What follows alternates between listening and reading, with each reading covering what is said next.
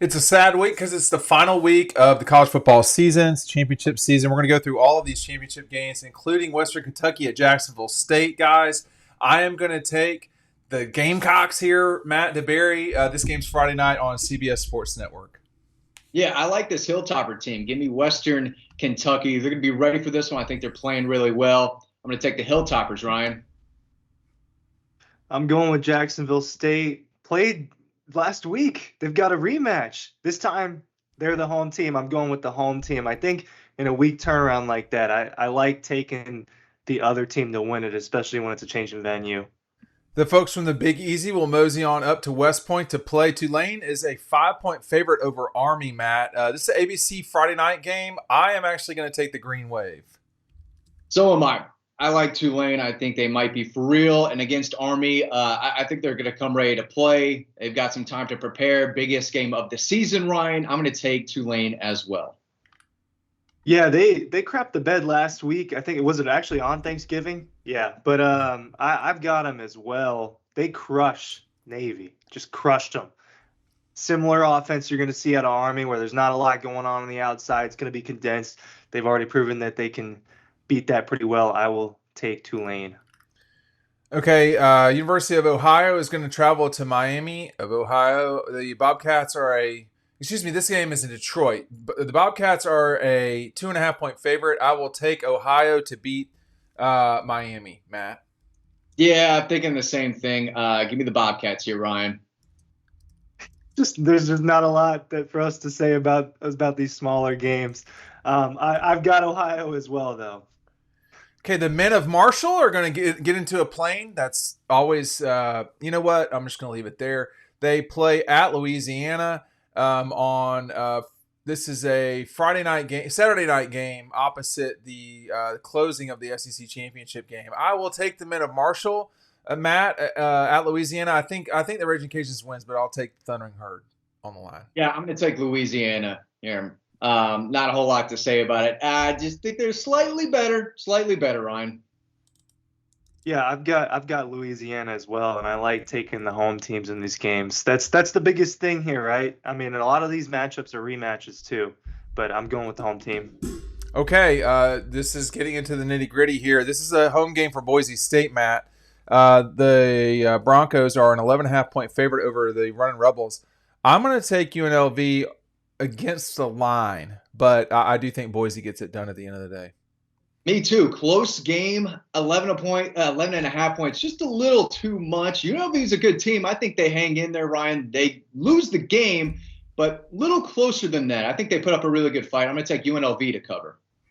Yeah, this is exactly what happened the last time, by the way. You both took UNLV. It was a small line. Boise State covered it anyway. I'm taking the Broncos. They're at home this time. Last time it was in Vegas. So let's repeat history here, and I'll get this game on you guys. Yeah, it doesn't look like there will be snow in Boise. The game's on Friday. That's the number one reason why. Snow only helps. Snow only helps. Just turn around and give the ball to number 2. It would help Boise for sure. In their quest to be a quarterfinalist, which I'm not going to even lose my temper over yet. Iowa State plays Arizona State in a matchup of the Big 12 championship game, which I believe is in Dallas. Matt, the Sun Devils are a 2-point favorite to beat Iowa State. We've seen a lot of chirping this week for teams who are not in the playoff, talking bad about the other. Iowa State's athletic director got involved in that this week too, but the Cyclones can get the job done on the field in Texas if they beat Arizona State. They'll be in the playoff. I like the Cyclones here. I was leaning Arizona State's way. I just think they're kind of bound for a loss. They're almost playing too well. They think a lot of themselves. The coach is, acting a little bit, like he's in his 20s again. I don't know. I just think they're due for kind of a humbling loss. Iowa State's a good team. Sneaky good, actually. I think that they will beat Arizona, Ryan. Arizona State. Yeah, I'm with you. I've got Iowa State as well. I kind of feel a little bit the same way about what's going on over there at Arizona State. But Rocco Beck, solid quarterback. Watched them a couple times this year. I just think that they're a little bit better, right? I know we disagree with the rankings. I don't know if they have the rankings right on this one either. I've got the Cyclones. Did I make a pick? Not yet. All right, yeah, it'll be 3 for 3. I've got Iowa State as well. Here's one that could really, I mean, I don't really know what to make of this. It's the CBS night game. I don't even know why this game's on CBS. The Big Ten, it's so scattered. It's all over the place. I think that's a mistake, to be honest with you. But CBS does have the championship game. Ryan, will go to you first. The Penn State Nittany Lions are only a 3.5-point dog against the Oregon Ducks. What's the likelihood of a straight up upset here? And then who do you have in the game? The game is in Indianapolis, by the way. Likelihood of a straight up upset. I mean, I feel pretty good about Oregon winning this football game. I don't think they're necessarily going to crush Penn State, but this is a better football team. They've got a better coach. It's better almost everything. And maybe outside of Penn State's front seven, which I have a lot of respect for, and I just have seen it play pretty well a handful of times. Penn State hasn't been. Also, that's the other part of this. Outside of the big games they've been in against Ohio State and Michigan every year, they haven't been in these moments. And Dan Lanning in just a couple of years has already, I think, had Oregon knocking on the door of the playoffs the last couple of years. I just think they're in a much better position. I like Dylan Gabriel and what they're doing with that offense. And they're the only team this year that, outside of a couple games, they pretty much cruise the entire season. I think that continues, and I've got Oregon, and I feel pretty good about it. Yeah, I like Oregon as well. I just think the only way Penn State wins this game is if it's a low scoring, a lot of turnovers. I can see them moving the football, but I don't see them scoring and getting in the end zone a lot. I think if Oregon can get up early and find the end zone a few times, that's just going to be too much for Penn State's offense. I think Oregon's defense is good enough to, make them really earn it. At the end of the day, I just think Oregon's offense is better. I don't think Penn State's going to be able to keep up, so I'm going to take the Ducks. So the Oregon Ducks have played these teams so far this season. I want everybody to make sure they're keeping score at home. They beat Idaho by 10. They beat Boise by 4. They beat Oregon State by a lot. They beat UCLA by a lot. They beat Michigan State by 21. They beat Ohio State by 1. They beat Purdue by 35. They beat Illinois by 31. They beat Michigan by 31. They beat Maryland by 31, it looks like. 21. Michigan was by 21 as well, not 31. They beat Wisconsin by 3, and then they beat UW by, 28? Oregon's all over the place just like everybody else. I'm going to take Penn State. I don't think that they'll win the game, but I think that anyone that's assuming that I just think this is where Penn State will make their best claim to win the Big Ten championship, frankly, because no one good is – they're like Ohio State and Michigan are not there, and Penn State can't beat them. They've proven that over and over and over again. If Ryan Day can't beat Michigan, Penn State can't beat Michigan or Ohio State. So I'll give them an outside chance of pulling a straight up upset. I don't see it, but I think all these games aren't going to fall the way that they're supposed to. All these games are not going to fall the way they're supposed to. I'll tell you that right now. Ryan, you said you were going to say something? You think it's going to be close?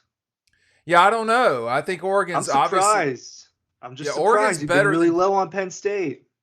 Yeah, I don't like Penn State. I don't think they're good necessarily, but I think that we are in a situation in college football where literally no one can be trusted. And we've got 2 more games yet to be picked, all 4 of which the teams, I mean, I don't think Clemson would beat Texas or Georgia, but I think they could beat a lot of teams.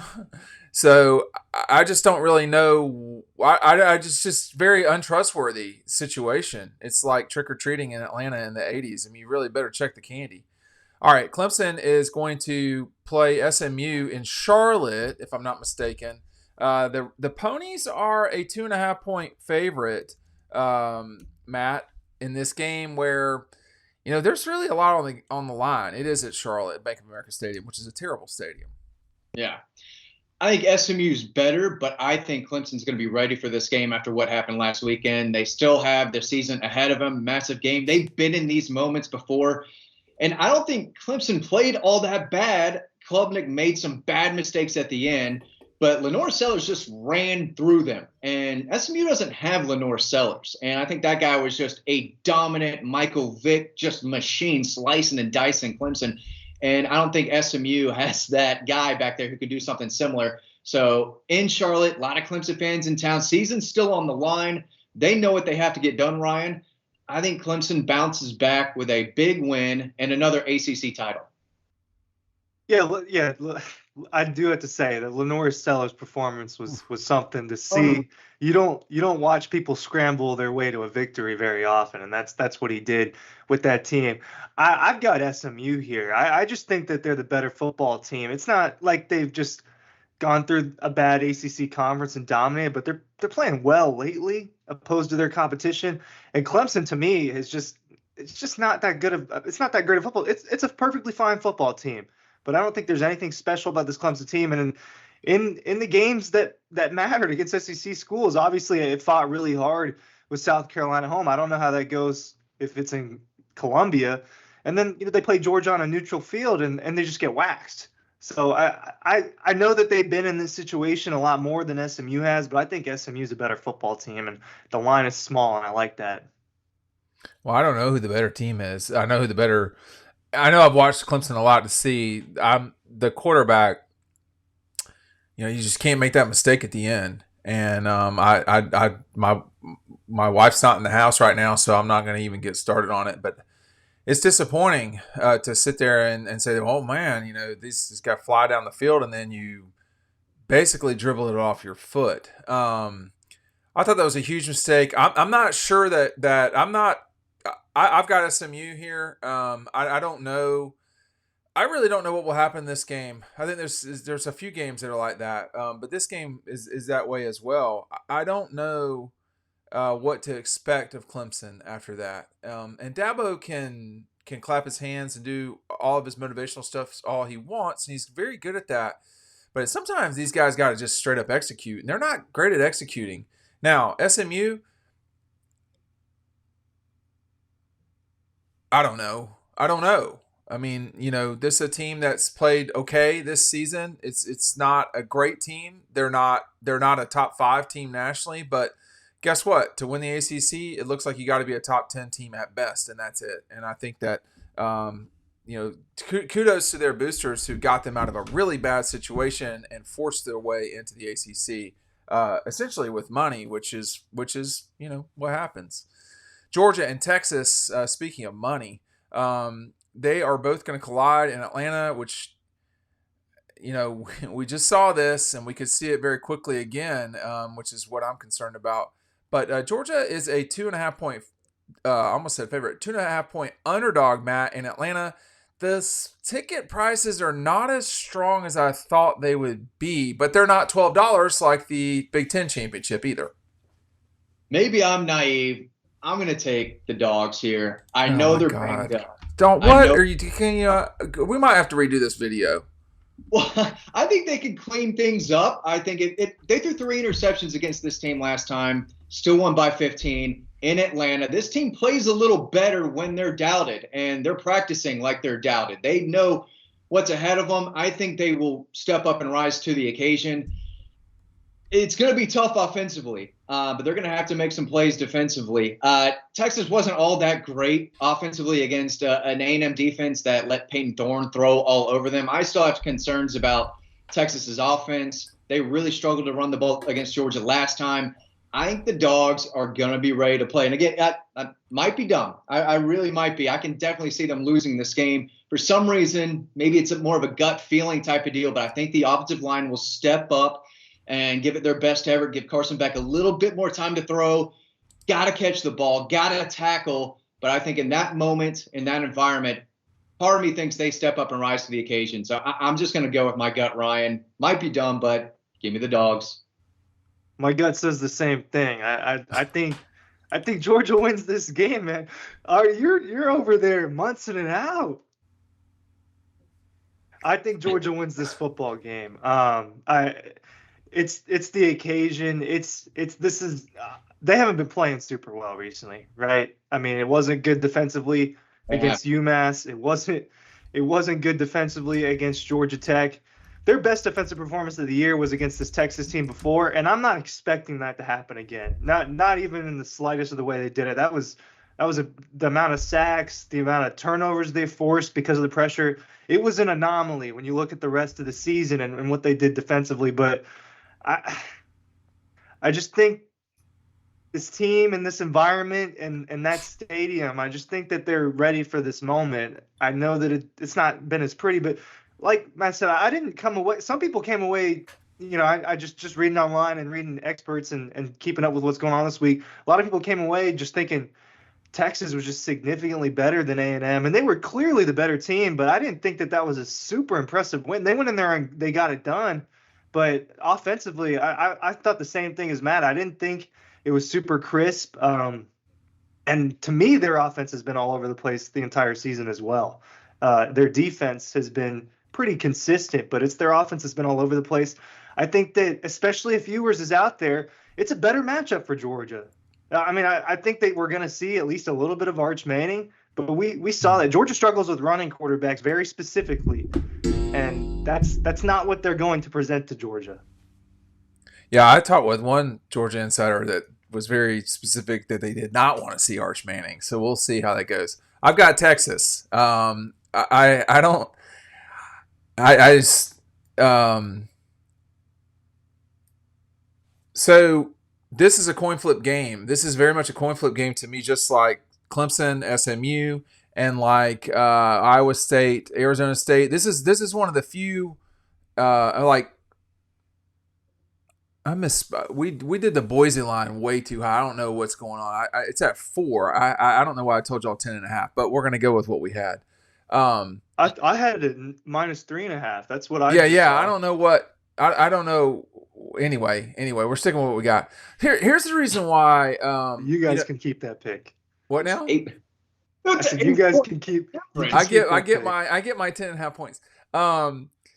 So listen, here's why I'm picking Texas. It's really essentially just a law of averages. At some stage, it's hard. Well, you have to pick a team first of all, and secondly, it's really reactionary to what we saw from the Tech game and the UMass game, which is Georgia just didn't look crisp defensively in either of those games, and I think that Texas's offense is not unbelievable, and I think that the challenge for Georgia is going to be, can you get in there and play clean football, basically the way they have these last couple of weeks or few weeks. Did they have a turnover against Tennessee? They tried, though. Dylan Bell and Arian Smith tried their hardest. I think it looks like Texas is playing better, sure, although I must say, I agree with Ryan's. They're playing better than they had been, not better than Georgia necessarily. I will say with the A&M game, I thought they were clearly the better team. I thought it was a road game and all that, but I wasn't like, man, they're just handling them. They had 2 very costly mistakes that could have cost them the game. The pick 6 or whatever that thing was, and then the situation where A&M right at the end of the game just couldn't function on offense. Maybe they should have kicked the field goal. I don't know, but y'all got a feeling. I've got a feeling too. Now, what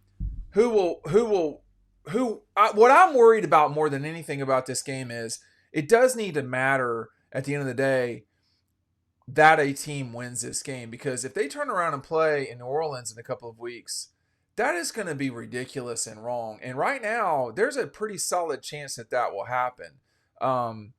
Particularly very specifically if Georgia were to lose that game. But I mean, if Texas is as good as everybody seems to act like they are, then Texas should win this game. But I also wonder too, and I'll throw it to y'all, and I hate to be James Franklin here, but I mean, are these the best 2 teams in the country? Is that possible? I think it is possible. I think Georgia is still way more battle tested than Texas, and you still look at their schedule, and it's like they really haven't played anyone outside of Georgia. Like A&M's fine; it's an adequate team. That's a good win, but what are we doing? They still haven't been through what Georgia has, and I'm going to give Georgia's the benefit of the doubt of the heart that they play with, the fight, the comeback effort, and I would really like their chances if they finally got off to an early start, Ryan. I mean, every first quarter, when I see them talk about they're down, there's another come from behind victory. When if they actually get off to a hot start and play with confidence for all 4 quarters? I think the things but they never have, Matt. Here. Let me just spit this out. The reason why I'm not picking Georgia is because they have not shown the entire season that they are capable of playing a 4-quarter game. That's essentially the reason. And we're in Stetson season now, and you got to do it now.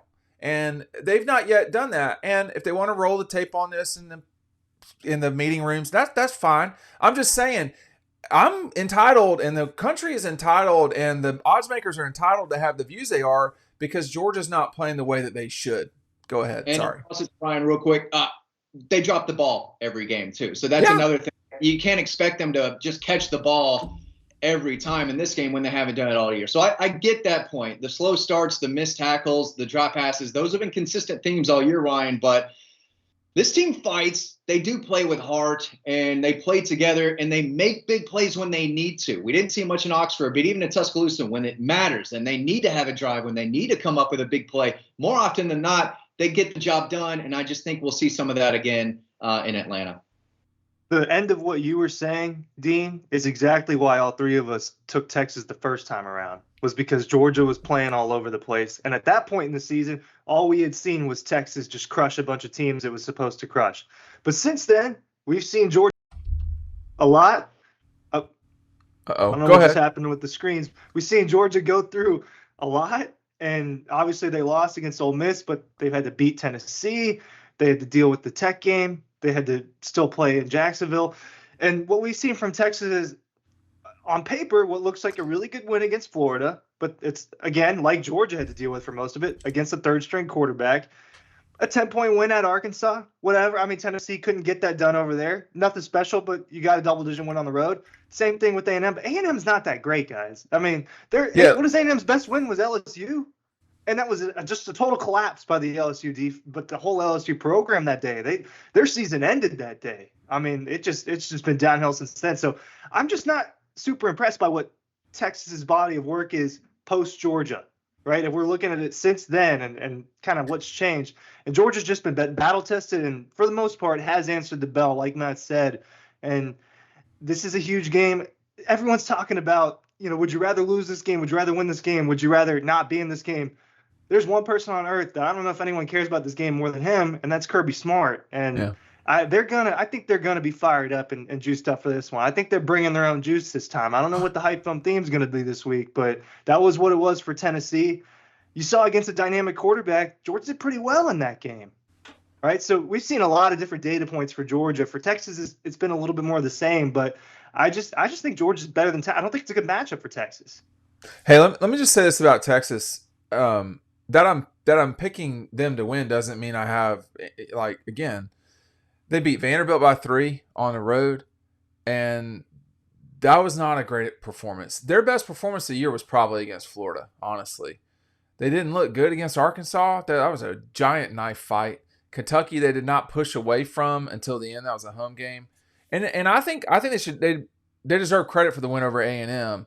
But but two things. A, they have not at all been tested like Georgia. That is completely true. There's been no one that's been tested like Georgia, maybe in these last couple of years of college football. That's A. B is, it doesn't matter that they've been tested. I mean, it only matters what happens Saturday. And the build up to it, they went through what they went through at Alabama, did them no good at Ole Miss, frankly. And it's just, are you going to go out and execute? And to your point, Ryan, is this a bad matchup for Texas? It may well be. I mean, Texas's offense lately has scored 17, 31, 20, 49, and 27, and 15. So they've not been burning it up like the Jonas Brothers. Okay, they've only scored over 30 twice since they played Georgia, and that was the Florida game and the Kentucky game. And so I'll throw it to Matt as we wrap here.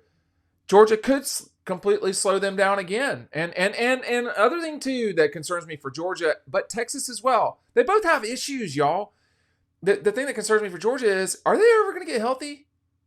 But Texas now, if you looked at Quinn Ewers' completely rocked up ankle, he's clearly banged up. And then is Texas going to have their offensive lineman out there, their best offensive lineman out there this week? He was in a boot at the end of the A&M game. Everybody's banged up bad. Yeah, it'd be nice to have Trevor Etienne, right, who scored 3 touchdowns. He's not going to play. The Horns last time, but he's not going to play. So, their backs are banged up. The offensive line's banged up. Kirby talked about, the merry-go-round offensive line, Ryan. But at the end of the day, They've got another big challenge ahead of them. Can they step up one more time and then try to get healthy for the rest of the month? We'll see how it goes.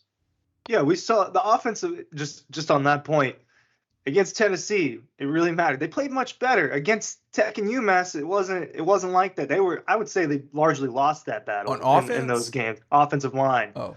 And to an extent the defensive line, but this Georgia team just plays different in big games. Now, we keep saying that they went into Oxford and was a no-show. I gotta say that wasn't that game was a weird day. Yeah, that wasn't like these other games. I have to say that to me was not the same at all. And Bama, it's just you don't see many games like that.